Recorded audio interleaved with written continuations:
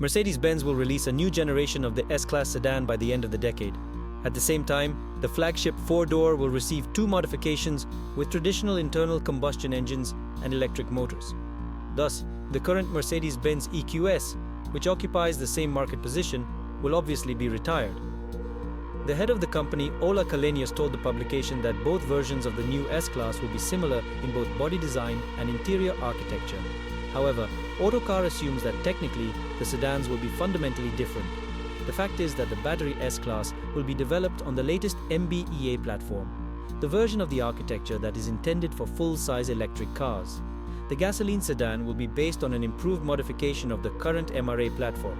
In May, it was reported that Mercedes-Benz stopped the development of the MB.EA large architecture. However, as Autocar specifies, Ola Kallenius denied this information. According to him, the development strategy of Mercedes-Benz is already based on plans to use this platform. In addition, the publication's sources claim that following the rethinking of the S-Class family, a similar fate awaits the E-Class along with the EQE. With the change of generations, they will turn into one model with a wide range of power units of different types.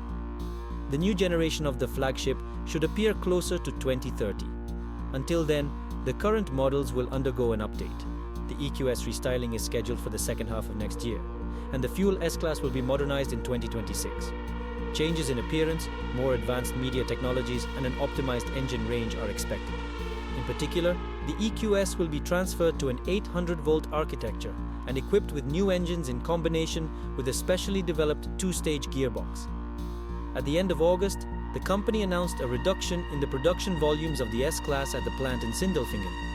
This is associated with a sharp drop in sales, which affected, among other things, the modifications of the sedan from AMG and Maybach.